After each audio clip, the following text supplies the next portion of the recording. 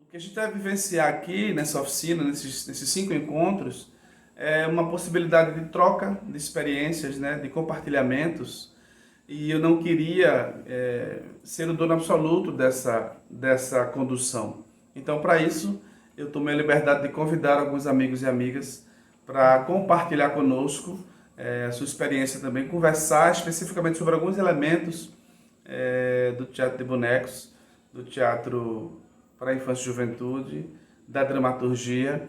Então a gente vai, a cada episódio, a cada encontro aqui, conversar um pouco especificamente sobre esses elementos. A luz e a dramaturgia no teatro para a infância e juventude, a luz e a sua poética com a iluminadora também, que fez muitos espetáculos para esse público, que é a Luciana Raposo, uma queridíssima amiga e competente profissional. A luz e a dramaturgia, vamos conversar com o Alexandre Sotomayor, que é um parceiro, escritor, dramaturgo, poeta, diretor, ator, que lida muito com esse universo também da poesia e da infância e juventude. E também sobre elementos do teatro de bonecos e formas animadas. A gente vai convidar Fábio Caio, Chiara Muniz, para a gente conversar sobre isso, pontuando as características de cada uma dessas linguagens, de cada um desses elementos constituintes desse teatro. Tá bom? Serão 5 encontros, a gente vai estar aqui compartilhando isso com vocês. A cada encontro, nossa participação será aqui, ou será através de slides, ou será através de uma reunião virtual no Zoom com alguns desses convidados, já que a pandemia nos impossibilita um contato físico tão estreito. Mas estaremos aqui para compartilhar e trocar essa experiência com você. Já agradeço a sua presença aqui, espero que sirva para a sua trajetória de artista, de espectador, de construtor, de fazedor de arte, esses nossos encontros aqui. Bom, devidamente apresentados e apresentadas, vamos iniciar com o que nos interessa, que é falar de iluminação cênica, né? Então, para construir essa poética, essa trajetória, essa teoria, esse caminho estético, eu queria começar por um conceito básico, de fato, do que é luz, dessa compreensão inicialmente do que é luz. Já é uma prática nas minhas aulas, workshops, oficinas de iluminação, tentar de início já amparar, né, compartilhar um conceito comum do que é luz, para que todos nós possamos falar na mesma linguagem, ter as mesmas referências. Então eu vou sintetizar com duas coisas. Primeiro, luz é um estímulo visual, é o que nos estimula a ver. E dois, luz é uma radiação eletromagnética compreendida numa faixa mínima, muito pequena, de um grande espectro eletromagnético, que vai desde raios gama até ondas de rádio, passando por infravermelho e ultravioleta, que numa medida física em nanômetros fica entre 380 e 780 nanômetros, é o que nós podemos enxergar. Então, de uma infinidade de radiações eletromagnéticas, tem uma pequena faixa que nos possibilita enxergar. E aí já entra uma metáfora do menos é mais. Então, apesar de ser uma faixa pequena em relação ao todo, ela nos possibilita ver tudo que está ao nosso redor. Então, essa combinação de dois conceitos pode deixar muito claro para a gente o que é luz. Porque, por exemplo, a cor que eu enxergo é a cor que é rebatida, devolvida para os meus olhos, e todas as outras cores são absorvidas pelo objeto que está sendo iluminado ou visto por mim.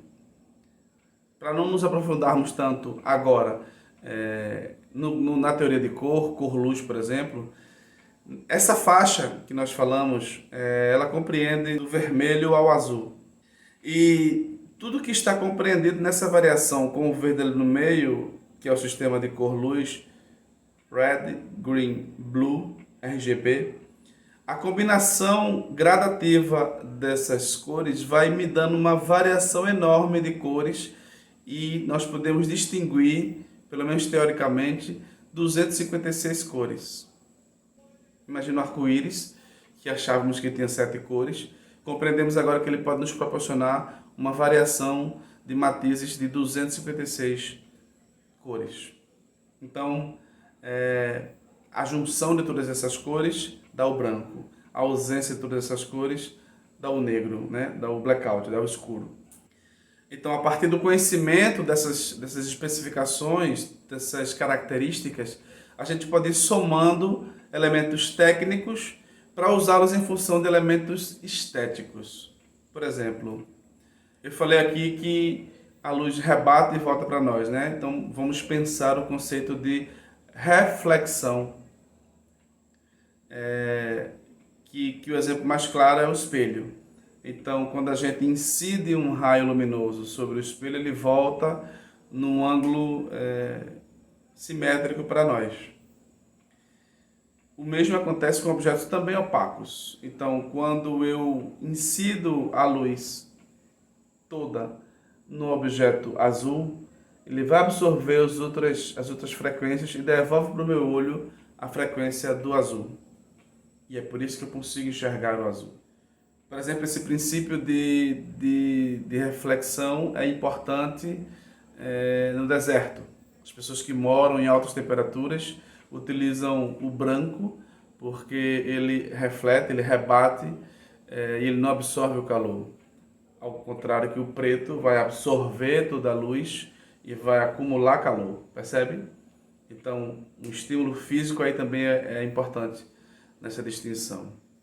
E eu falei que a gente vai utilizar elementos técnicos, elementos físicos, características físicas, para compor uma composição estética lá na nossa criação artística. Então, alguns elementos são controláveis, alguns elementos são calculáveis, outros são mais intuitivos. A gente tem, por exemplo, iluminância, luminância, fluxo luminoso, intensidade luminosa, que são características da luz, que são bem específicas para a física, para a óptica. Para nós vão interessar outras características, como cor, como intensidade, como um ângulo, e aí aplicado já a uma fonte emissora de luz. Vai nos interessar essas propriedades de reflexão, de refração, de absorção, que são todas inerentes à luz, para que eu possa, com isso, construir uma cena, uma composição estética que me interesse para o espetáculo. Por exemplo, a cena sugere uma noite, um banquinho de praça, um poste com luz branca, luz amarelada, lua cheia, e um casal vai sentar naquele banco. Então eu vou me utilizar de alguns elementos característicos dessa luz para compor a minha imagem estética. Vamos falar de cor, por exemplo. Eu posso compor a partir da cor. Então, sendo bem óbvio, se eu usar um filtro de cor azul numa luz difusa, uma luz soft, uma luz suave, eu posso significar uma noite. Se eu usar um tom prateado no refletor mais duro, mais pontual, mais recortado, eu posso sugerir uma lua. Se eu destacar aquele ambiente onde estará o casal sentado, eu posso enfocar, recortar, destacar aquele ambiente mais restrito onde eles vão ficar sentados. Então, aí eu posso utilizar cor, intensidade, ângulo, distância, que são elementos físicos, para que eu possa compor uma imagem estética. Então, vai agora já um segundo conceito, assim, uma segunda compreensão, agora já estética da luz. Para mim, a função primeira da iluminação cênica não é iluminar, é criar ambiências, é criar possibilidades poéticas, é dialogar com aquela composição, desde o texto até os elementos visuais que ali se compõem, até o movimento e a presença do ator e da atriz. Então, iluminar é uma consequência que nem me interessa tanto, mas criar essa ambiência, sim. E essa ambiência eu posso criar com expressão, volume, movimento. Alguns elementos que podem compor essa dinâmica da cena. Como é que eu posso criar uma expressão? Como é que eu posso valorizar uma expressão? E aí entenda a expressão não apenas física ou facial, mas a expressão da cena, a intenção que a cena quer trazer, a expressividade que a cena quer trazer, quer sugerir para o espectador. Como é que eu posso trabalhar a questão espacial? Eu tenho dentro do teatro, da dança, do cinema, duas espacialidades. A espacialidade real e concreta, estou num teatro, estou num palco que mede 8 de boca por 10 de profundidade. E dentro dessa espacialidade física real, eu preciso criar o espaço poético do espetáculo, que é sugerido pelo texto, pela encenação, pelas interpretações, pelos elementos visuais como figurino, cenário, maquiagem, luz. Então essa composição estética, que é subjetiva, vai ser feita obviamente com elementos objetivos. Eu vou usar um refletor a tal ângulo, de tal cor, a tal distância, de tal intensidade para criar essa ambiência, essa situação. Mas o mais importante para mim, nesse contexto, é criar a ambiência, é criar esse espaço poético que o teatro solicita, que a dança solicita, que o cinema solicita. E em especial, no teatro para infância e juventude, esse espaço poético é intensificado pela possibilidade criativa da criança, que vai muito além do adulto. E é preciso respeitar esse estágio criativo intenso. É preciso entender que a criança precisa dessa liberdade imaginativa, que você não pode entregar tudo dado para ela. Que ela está cercada desse universo lúdico, onírico, ficcional, no seu cotidiano, no seu dia a dia. Então eu não posso castrá-la, não posso restringir o seu pensamento, a sua imaginação, não posso ignorar a sua inteligência afetiva ou sinestésica. O que a gente vê muito por aí, espetáculos que, por serem feitos para infância e juventude, trazem elementos bem complicados, assim, sabe? Inclusive para nós adultos, imagina para a criança. Então esse respeito a esse universo deve ser muito favorecido no teatro para a infância e juventude. Outra coisa importante da gente conversar é sobre o processo criativo, assim, como se dá a criação de uma luz para um espetáculo de infância e juventude. Na verdade, no meu modo de trabalhar, na minha metodologia, essas fases da criação são indistintas para qualquer tipo de teatro ou de performance ou de dança que eu vá conceber. Eu preciso conhecer esse texto, é o primeiro passo. Eu preciso entender essa proposta de encenação que o diretor está trazendo. Eu preciso saber que faixa etária, que público específico é esse que ele quer atingir e como ele quer atingir, de forma crítica, de forma poética, de forma lúdica, de forma pedagógica, enfim. E depois de pertencido desses elementos, é iniciar um diálogo de construção, não só com o diretor, mas com quem está interpretando, mas com quem está criando o cenário, o figurino, a maquiagem, porque essa inter-relação entre os elementos visuais, entre a composição estética do diretor, entre a palavra que o texto propõe, entre o sentimento e sensação que o ator e a atriz trazem para o espetáculo, é a harmonização, e aí cabe muito mais ao diretor, a harmonização desses elementos todos que nos traz um bom espetáculo. Isso se for uma proposta de harmonizar. Você pode também, dentro de uma estética mais arrojada ou mais subversiva, desarmonizar tudo. Mas aí é intencional. Então, a minha função como iluminador é contribuir, junto com os demais elementos visuais, para contar essa história de forma poética, ou de forma sintética, ou de forma lúdica, como eu falei, mas dentro dessa compreensão do que o todo quer conversar, quer construir com aquele espectador. E cada vez mais eu acredito nessa participação ativa do público, do espectador.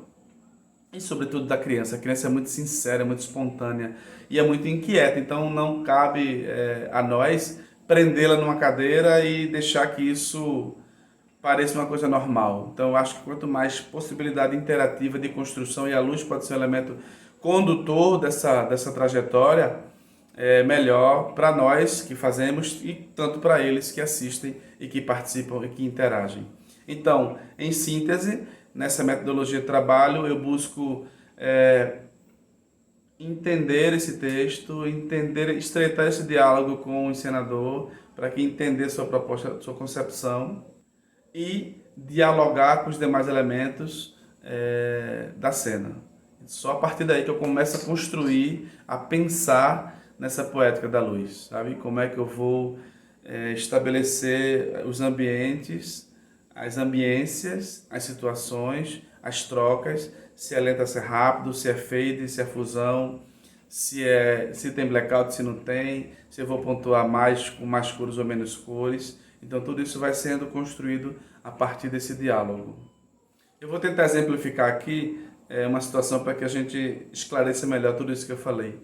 Eu sei que são muitas informações para o primeiro momento, mas à medida que a gente for desdobrando e conversando um pouco mais, a gente vai talvez clareando esses conceitos. A gente vai talvez compreendendo melhor esses conceitos, essas situações, e vai tentando elucidar cada vez mais. No espetáculo Luzia no Caminho das Águas, eu dirigi junto com o Alexandro, mas também fiz a luz. Então a gente tem um diálogo interno do diretor com o iluminador, eu mesmo, e com o outro diretor. A gente conseguiu encontrar situações que fossem comuns e que satisfizesse não só a nós, mas o que o espetáculo e o conceito do espetáculo demandava. Por exemplo, o espetáculo Conta se passa no Alto Sertão. Então a gente partiu do dia ensolarado, do dia muito forte, a partir de matizes de âmbar e amarelo. Mas o espetáculo passava transitando entre dia e noite. Então tinha momentos que Essa luz ia para o fim de tarde, entrava tons de lavanda, violeta, até chegar no azul, aos poucos ia saindo o amarelo, o âmbar, e aí o azul predominava, e depois voltava em outras situações, para o dia novamente.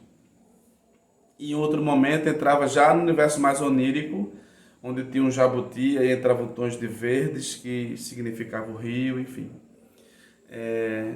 Num outro espetáculo, não infantil, mas um espetáculo de dança que eu fiz para compassos, tinha um personagem que simbolizava a morte, e sempre que ele se aproximava, a gente sentia que a morte estava presente.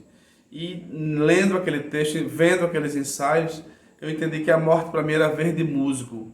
Então, sempre que esse personagem, ou que essa situação mórbida aparecia, o verde entrava. E aí isso foi pontuando no espetáculo, a ponto de você perceber sempre que quando essa cor chegava, ela assumia um signo da morte. Então, só para você entender como é que a gente pode ressignificar as questões, como a gente pode sair da obviedade, como a gente pode criar uma trajetória sígnica a partir da luz e de alguns elementos de luz. Eu posso utilizar, por exemplo, como eu utilizei no Luzia, a baixa intensidade de luz já caracterizava o ambiente. Um ambiente sombrio, um ambiente misterioso. Nem precisava mudar muita coisa, bastava baixar aquela intensidade. Em outras situações, por exemplo, o terceiro dia, que é outro espetáculo do Grupo Engenho que eu também iluminei, eu criei uma bateria de refletores, refletores par, que são fortes, 1000 watts, apontados para o espectador. Isso no Teatro Arraial, que é um teatro pequenininho, intimista. E aí a gente, como condução dramática, eu levava o espectador para uma relação de afeto muito estreita com o personagem que estava ali presente, para que ele entrasse naquele jogo. E quando ele estava quase que no ápice dessa empatia, desse afeto, a gente acendia uma bateria de luz branca na cara do espectador. Bum! Isso trazia um estranhamento, um incômodo. E a intenção era, ó, isso aqui é teatro, isso é dialético. Não entre no jogo porque não lhe pertence. Saia, volte para a sua realidade, incomode-se, reflita, sabe? Então a gente vai encontrando possibilidades com a luz que vão nos levando, conduzindo para caminhos possíveis. Acho que esse jogo é importante da criação estética da luz, sabe? Você se apropriar desses recursos para criar situações, ambiências, provocações, reflexões, poesia, com esse diálogo entre luz, cenário, figurino, interpretação, direção, tudo isso que eu já falei aqui, tá? Só para a gente ir entendendo essas possibilidades. Bom, falei bastante para esse primeiro encontro. Queria deixar claro que não é minha pretensão ficar aqui blá blá blá o tempo todo. Quero compartilhar possibilidades e informações com vocês. Já no próximo encontro eu vou trazer aqui uma amiga, uma queridíssima amiga, Luciana Raposo, para a gente conversar sobre esse processo criativo do iluminador e da iluminadora, sobre o olhar de outro fazedor. Assim. Eu quero entender como é esse mecanismo dela e vocês também vão entender, ou vão perceber, ou vão conhecer, para quem não conhece. E a gente vai traçando paralelos para essa construção dessa imagem poética, dessa imagem estética que a luz possibilita no espetáculo, ok? Muito obrigado por estar aqui conosco, um prazer e honra estar aqui e a gente se encontra daqui a pouquinho no nosso próximo episódio.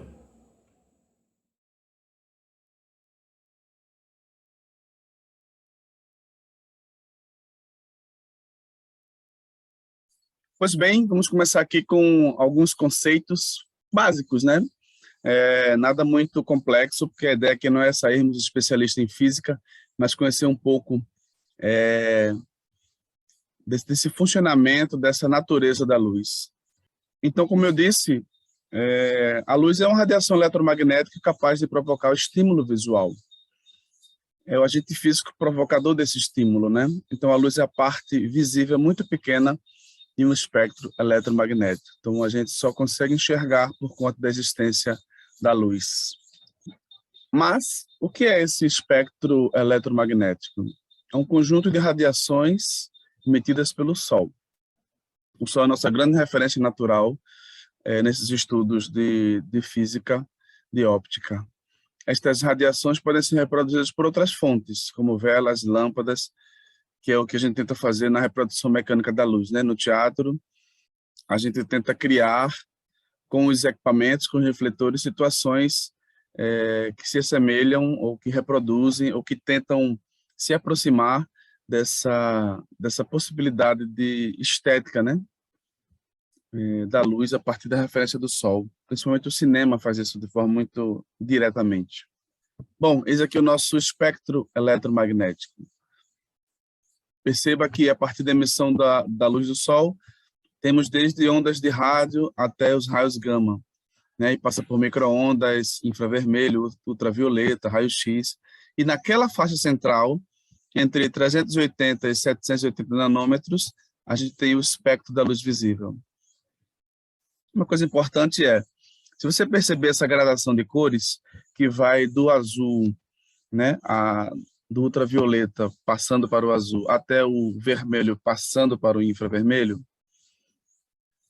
a gente tem aí a variação de tons e matizes do arco-íris, que nada mais é do que a difração da cor luz, né, que é composta principalmente por essas três matizes, azul, verde e vermelho, né, que é o sistema RGB conhecido.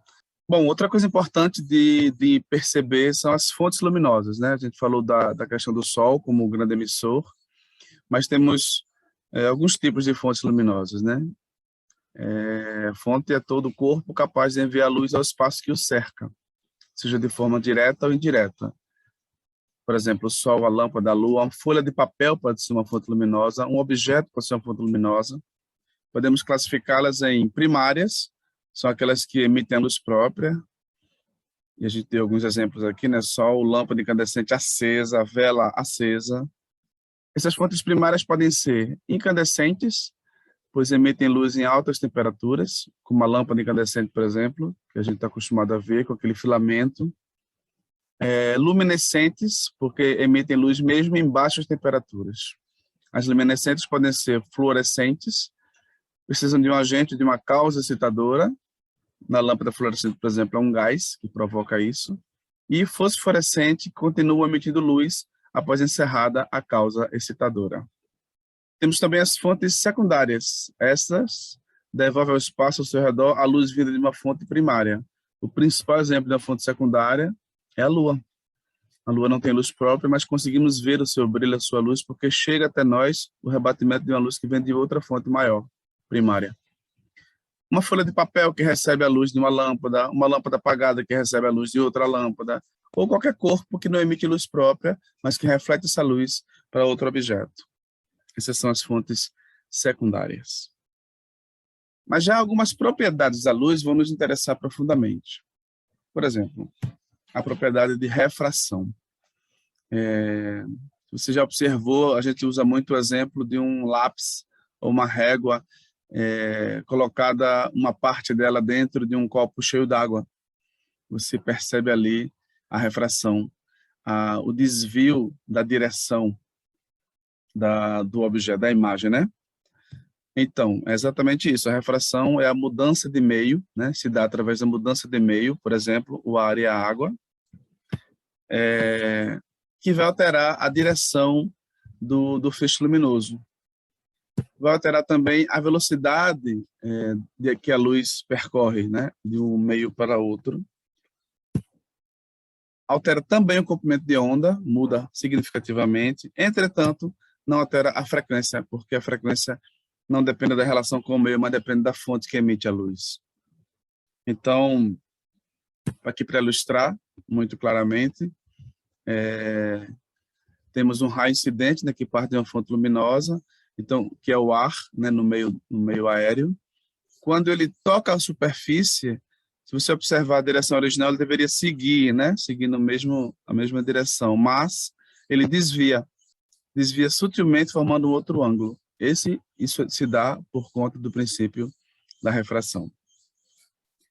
Estou falando isso porque, quando a gente for estudar espelho refletor, vai ser importante entender como é que a gente pode difundir a luz e direcioná-la para outras direções e sentidos que não sejam aqueles necessariamente naturais, mas que a gente precisa interferir nisso para ter um resultado interessante para nós. Outra propriedade interessante também é a reflexão, que essa é muito comum de se perceber. Ela acontece no mesmo meio. A gente tem o espelho como principal elemento de reflexão no cotidiano, né? Embora outros tantos objetos sejam também agentes refletores, e a característica é que ela rebate na superfície e retorna ao meio de origem, né? Ela o raio é emitido, bate na superfície qualquer e volta. Às vezes de forma integral, às vezes apenas uma parte. E aí é o que vai acontecer com o fenômeno da percepção das cores com o olho humano, né? A cor que a gente vê no objeto é a cor que foi refletida de volta para nossos olhos. Todas as outras foram absorvidas. Então, se eu olho para uma toalha e estou vendo a toalha verde, é porque está voltando para mim a frequência de onda característica da cor verde. Aqui uma ilustração. A gente chama de feixe incidente, aquele que sai da fonte de luz, ela bate na superfície e aí ele vira um feixe, um raio refletido. Normalmente, quando é regular, com o mesmo ângulo de rebatimento ali. Bom, para não ficar muito complexo esse primeiro contato, essa primeira aula, a gente para aqui em relação a esses conceitos e características e propriedades, porque daqui a pouco começa a dar um nó na nossa cabeça, né? Então, vamos entender basicamente esses dois elementos e vamos aos poucos trazendo de volta esse estudo e essas características, tá bom? É isso.